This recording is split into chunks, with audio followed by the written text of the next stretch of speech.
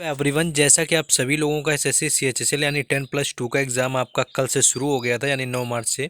तो आज है आपका 10 मार्च और देखते हैं कि यहाँ पर 10 मार्च को आपका एसएससी सीएचएसएल एग्ज़ाम में कौन कौन से क्वेश्चन पूछे गए थे।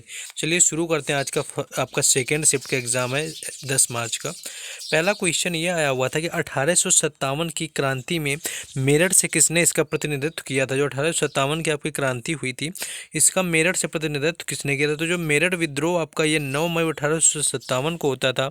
1857 के विद्रोह की शुरुआत को चिन्हित किया था। इसका नेतृत्व जो है आपका कदम सिंह के द्वारा किया गया था। तो कदम सिंह यहाँ पर राइट आंसर था।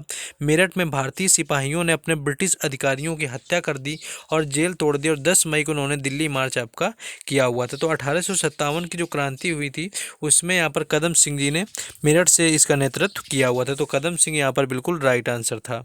नेक्स्ट क्वेश्चन पूछा गया था कि नीति आयोग की शुरुआत कब की गई थी। तो नीति आयोग यानी राष्ट्रीय भारत परिवर्तन संस्थान भारत सरकार द्वारा गठित एक नया संस्थान है जिसे योजना आयोग के आपके स्थान पर लाया गया था। इससे पहले नीति आयोग की जगह पर आपका योजना आयोग हुआ करता था जिसका अध्यक्ष प्रधानमंत्री होता था, जो कि 1950 में शुरू किया गया था। और पहले जो उसके अध्यक्ष थे वो जवाहरलाल नेहरू थे और उपाध्यक्ष गुलजारी लाल नंदा थे।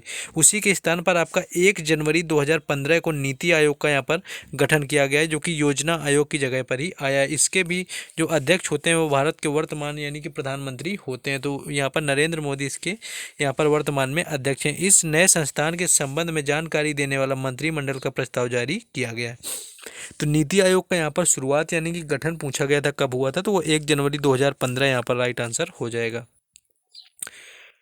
नेक्स्ट क्वेश्चन था कि 2018 के एशियाई खेलों में ध्वजवाहक कौन था। 2018 के एशियाई खेलों की बात की जाए तो यहाँ पर आपका जो राइट आंसर था वो नीरज चोपड़ा आपका राइट आंसर था। यानी नीरज चोपड़ा ने 2018 एशियाई खेलों में भारत के लिए उद्घाटन समारोह में यहाँ पर ध्वजवाहक रहे थे। तो उद्घाटन समारोह में नीरज चोपड़ा 2018 के एशियाई खेलों में ध्वजवाहक थे। वहीं अगर आपके राष्ट्रमंडल खेलों की बात की जाए कि राष्ट्रमंडल खेल जो 2018 के थे उसमें आपका उद्घाटन समारोह में ध्वजवाहक कौन था, तो वो वहाँ पर रानी रामपाल आपका राइट आंसर हो जाएगा, जो कि आपके राष्ट्रमंडल खेलों में रही थी। तो ये दोनों ही क्वेश्चन थोड़े आपके मोस्टली रिपीटेड क्वेश्चन एसएससी के एग्जाम में, इससे पहले भी जो एग्जाम हुए उनमें मोस्टली यहाँ पर पूछे गए हैं। नेक्स्ट क्वेश्चन हम लोग देखेंगे। नेक्स्ट क्वेश्चन था कि दिल्ली सल्तनत की पहली महिला शासिका कौन है थी। तो रजिया सुल्तान इसका राइट आंसर हो जाएगा। यानी रजिया अलविन का जन्म 1205 में हुआ था।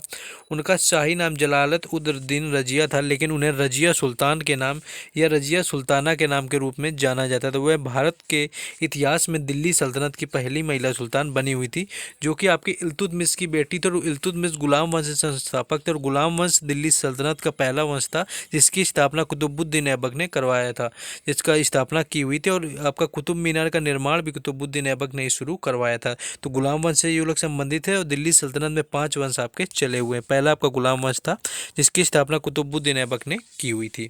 आगे देखेंगे, लेकिन इस क्वेश्चन को देखने से पहले जिन लोगों ने अभी तक वीडियो को लाइक और चैनल को सब्सक्राइब नहीं किया तो आपको वीडियो को लाइक सबसे पहले करना है, क्योंकि आप लोग लाइक नहीं करते इतना। इससे क्या होता है कि आप लाइक करते हो तो हमें मोटिवेशन मिलता है। तो सबसे पहले आपको लाइक कर देना और चैनल को जरूर सब्सक्राइब कर लेना है, क्योंकि हर एग्जाम से रिलेटेड एनालिसिस यहाँ पर आपको मिलता रहता है। आप देखेंगे तो आपको हर एग्जाम से रिलेटेड बनी हुई प्लेलिस्ट यहाँ पर मिल जाएंगी।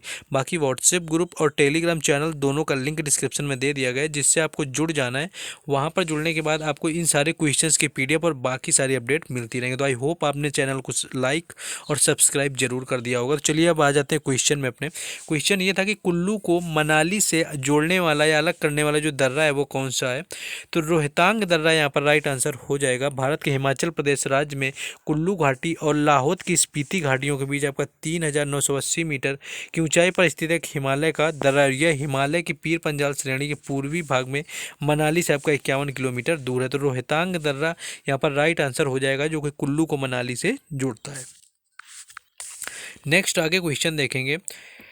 नेक्स्ट था कि पीवी सिंधु ने राष्ट्रमंडल खेल में कौन सा पदक जीता हुआ। तो राष्ट्रमंडल खेल जो आपके अभी 2022 में हुए हैं, जो कि आपके 22वें नंबर के, तो 2022 में जो राष्ट्रमंडल खेल हुए हैं अगस्त में आयोजन हुआ था जिनका, उसमें पूछा गया था कि पीवी सिंधु ने कौन सा पदक जीता हुआ था। पीवी सिंधु ने राष्ट्रमंडल 2022 जो आपका राष्ट्रमंडल खेल था उसमें 2022 में महिला एकल बैडमिंटन में गोल्ड मेडल जीता हुआ है। तो इनका जो खेल है आपका बैडमिंटन है, जो कि महिला एकल में उन्होंने गोल्ड मेडल जीता है। तो गोल्ड मेडल यानी कि स्वर्ण पदक यहाँ पर पर राइट आंसर था।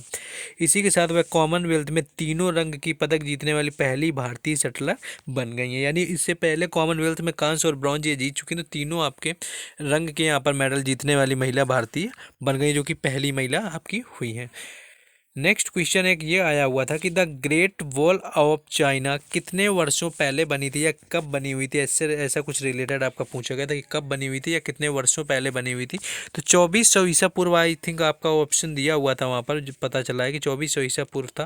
तो लगभग 42 आपका 2242 ईसा पूर्व आपका यहाँ पर दिया हुआ था। तो 2000 किलोमीटर से भी अधिक लंबाई की आपकी जो ग्रेट वॉल ऑफ चाइना, इसकी लंबाई जो है आपकी वो 20,000 किलोमीटर से भी आपकी यहाँ पर अधिक है। लगातार चीनी साम्राज्यों के महान सैन्य आपके रक्षा परियोजना के रूप में देश की उत्तरी सीमा पर 3री शताब्दी ईसा पूर्व से 17वीं शताब्दी ईसा पूर्व तक महान दीवार का निर्माण किया गया था। आप समझ सकते हैं कि आपका 3री शताब्दी ईसा पूर्व से शुरू होता है और आपकी 17वीं शताब्दी ईस्वी तक आपका कार्य इसका हुआ था। तो ये यहाँ पर क्वेश्चन पूछा गया था। नेक्स्ट क्वेश्चन था कि माणिक लाल किससे संबंधित है। जो माणिक लाल वर्मा है, तो माणिक लाल वर्मा ऐतिहासिक बिजोलिया आंदोलन से संबंधित है। तो बिजोलिया आंदोलन यहाँ पर राइट आंसर हो जाएगा, जो कि इसके अग्रणी नेता थे। 1965 में उन्हें पद्म भूषण मिला था। वह उस समय मेवाड़ रियासत के प्रधानमंत्री थे। तो माणिक लाल पूछे गए थे, जो कि आपके बिजोलिया आंदोलन से यहाँ पर संबंधित है। नेक्स्ट क्वेश्चन हम लोग आगे बढ़ेंगे, देखेंगे। नेक्स्ट क्वेश्चन ये आया हुआ था कि 2022 में भारत का जीडीपी में क्या स्थान था। तो अगर भारत में जीडीपी के स्थान की बात करें क्या था, तो हाल में ये आपकी जारी report GDP growth by country जो आपकी एक रिपोर्ट आई हुई थी, जिसमें 2022 के बारे में भारत दुनिया की 5वीं सबसे बड़ी जीडीपी है। तो 5वीं यहाँ पर राइट आंसर हो जाएगा, जो कि आपकी 2022 में 5वीं सबसे बड़ी जीडीपी भारत में है, यानी कि 5वां नंबर आपका आता है। नेक्स्ट क्वेश्चन ये पूछा गया था कि 2022 में अटॉर्नी जनरल ऑफ इंडिया कौन था। तो ये क्वेश्चन भी आपका कई बार रिपीटेड है, 16वें कभी 15वें आपसे पूछ लिया जाता है कि अटॉर्नी ऑफ जनरल कौन है। तो ये पूछा गया था कि 2022 में भारत का अटॉर्नी जनरल कौन था।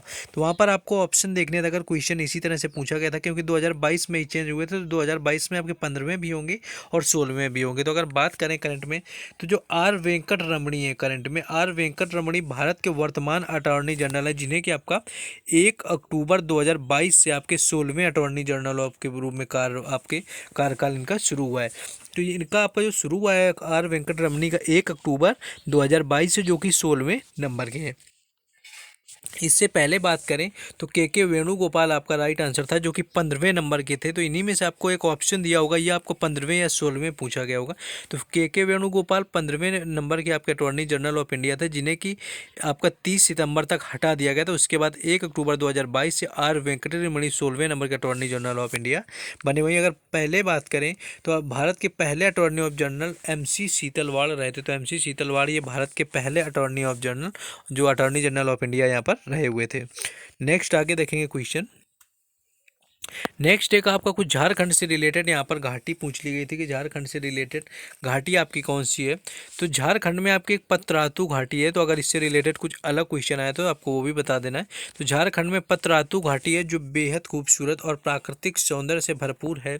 इस घाटी की सुंदरता नैनीताल और मनाली से आपकी यहाँ पर कंपेयर करी जा सकती है की तरह है, और यहाँ आप प्रकृति का आनंद ले सकते हैं। पर पतरातू घाटी जो है आपके झारखंड के रामगढ़ जिले में स्थित है। तो पतरातू जो घाटी ये आपके झारखंड जिले में स्थित है, रामगढ़ जिले में झारखंड के स्थित है। तो ये क्वेश्चन यहाँ पर पूछा गया था। नेक्स्ट आगे बढ़ेंगे।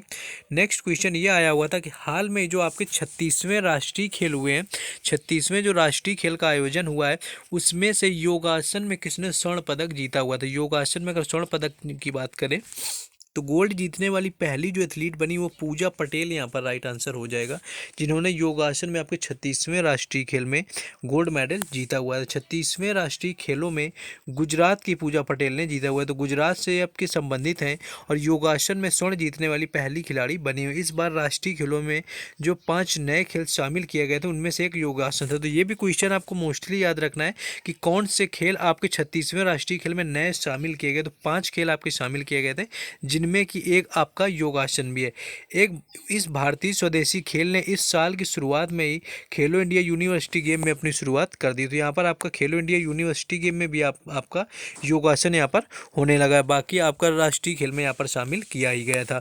तो ये कुछ क्वेश्चन थे जो आपका बाकी पेपर जो आपका ओवरऑल ईजी आ रहा है, ज़्यादा आपका टफ यहाँ पर पेपर नहीं पूछा जा रहा है।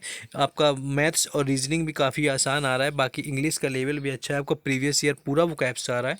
तो आपको ज़्यादा यहाँ पर पैनिक होने की बिल्कुल भी ज़रूरत नहीं है। आप अगर थोड़ा भी अच्छे से पढ़े होंगे तो आप आसानी से ये सारे क्वेश्चन अटैम्प्ट कर लेंगे। आपको उतनी प्रॉब्लम यहाँ पर नहीं होने वाली। तो आपको परेशान नहीं होना है, कूल होकर अपना पेपर देना है।